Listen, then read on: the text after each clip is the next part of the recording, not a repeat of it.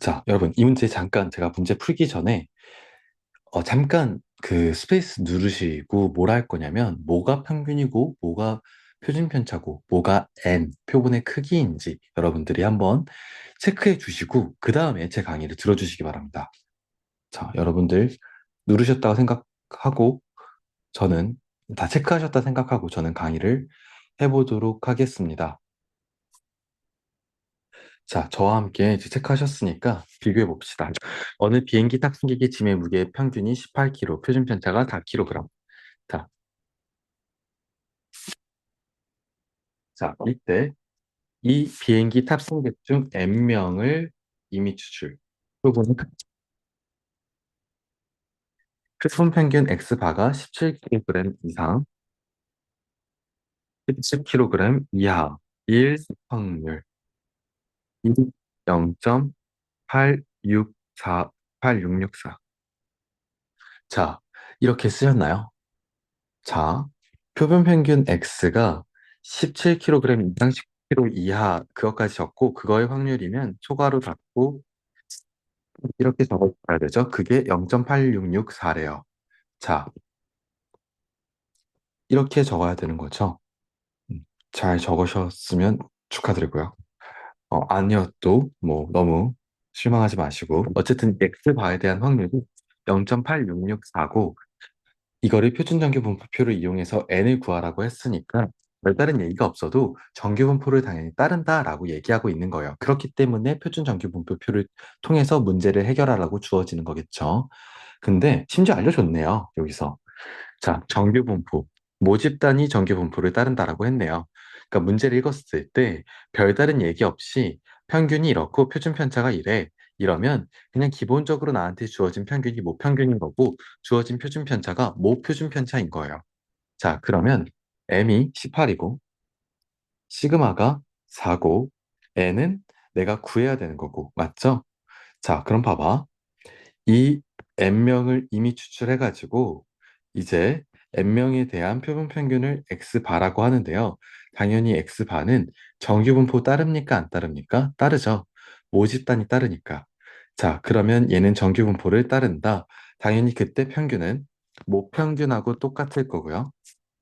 그때 표준 편차는 모표준 편차를 루트 n으로 나눈 걸 자, 이거를 우리가 표본 평균의 표준 편차라고 하고 정규분포 표현할 땐 이렇게 제곱으로 하셔야 되죠. 자, 다시 여기서 x바의 평균은요. 모평균하고 똑같아요. x바의 표준 편차는 모표준 편차를 루트 n으로 나누는 거예요. 자, 그럼 이거를 4를 루트 n으로 나누는 거예요. 그러면 이 자리에 4가 들어가요. 루트 n분의 4가 표본 평균의 표준 편차니까 그거의 제곱 이렇게 적어 주셔야 되는 거죠. 자, 이제 이렇게 정규분포를 따르고요. x바가 17 이상 19 이하일 확률이 0.8664라고 했는데 이걸 그럼 제가 표준화하는 그 과정으로 한번 다시 작성을 해보도록 할게요. 자, 얘가 17 이상 19 이하면 자, 안에 지워버려야 돼. 자, 17을 표준화하면요.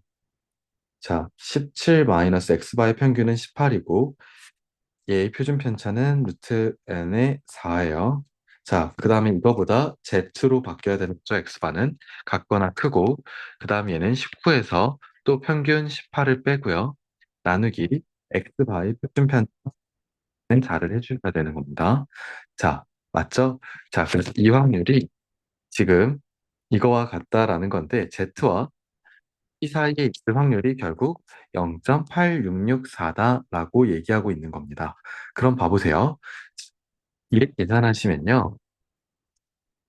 자, 루트 n분의 4니까 자, 마이너스 4분의 루트 n 이상 z는 루트 n분의 4분의 1이니까 4분의 루트 n 이하예요. 자, 이게 0.8664래요. 자, 표준 정규 분포 곡선 한번 그려보면요. 종 모양을 따라가고요. 자, 가운데 대칭축 당연히 평균 z가 0이겠죠. 그게 마이너스 4분의 루트 n인 거예요. 플러스 4분의 루트 n은 당연히 대칭축 0으로부터 같은 거리만큼 떨어져 있을 거예요. 당연히 절대값이 똑같잖아. 자, 그러면 4분의 마이너스 루트 n, 4분의 플러스 루트 n. 자, 이 사이가 0.8664라는 건 그럼 반띵만 따진 이만큼은 뭐라는 거야? 0.4332라는 거죠. 자, 그러면 0부터 어디까지가 0.4332가 되려면 그 어디는 어디일까? 자, 0.4332가 적혀 있는 표의 값. 여기네요. z가 0부터 1.5 이하일 때가 0.433이라는 확률을 갖는데요. 아, 즉, 얘가 뭐라고? 1.5라는 값이라고. 다 됐는데? 4분의 루트 n이 1.5, 2분의 3입니다. 즉, 루트 n이요. 2분의 3 곱하기 4인 거니까 루트 n이 6인 거네. 자, n은 뭐야? 양변 제곱해서 36이다. 이렇게 찾아줄 수 있겠습니다. 됐죠? 그래서 필수이제 5번 정답은 36명, 이미 추출한 36명에 대한 표본이었습니다. 자, 이렇게 해서 마무리 짓겠습니다. 이게 표본 평균에 대한 확률을 구하는 방법이고요. 저와 함께 지금 쭉 배우면서 제가 조심하라고 한 게 표본 평균, 표본 분산, 표본 표준 편차는요. 표본 평균의 평균, 표본 평균의 분산, 표본 평균의 표준 편차랑은 좀 다르다라고 말씀드렸습니다. 사실 표본의 분산, 표본의 표준 편차는 그렇게 시험에서 많이 나오는 내용은 아니에요. 이게 뭐 모의고사, 수능 이런 시험하고 내신 있잖아요. 학교에서 나오는 시험. 이게 좀 굉장히 좀 비슷한 성격의 학교도 있지만 되게 다른 경우도 있단 말이에요. 그래서 어떤 학교에서는 표본 분산이나 표본 표준 편차에 대한 문제를 꽤 내는 학교도 있는데 사실 학력 평가에서 나오는 거는 좀 드물긴 해요.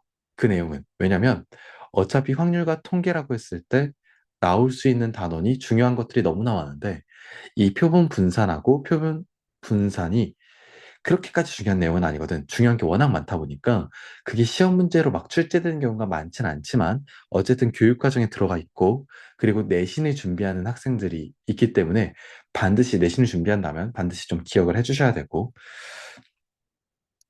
공식 어려운 거 아니잖아요. 표본 분산만 잘 기억하시면 돼요. 자, 표본 분산이 어 쩝쩝거리네. 표본 분산을 좀 잘 기억하면 되는데 편차의 제곱의 평균이 분산인데 표본 분산은 좀 특이하게 나누는 분모가 전체 개수 빼기 1이다.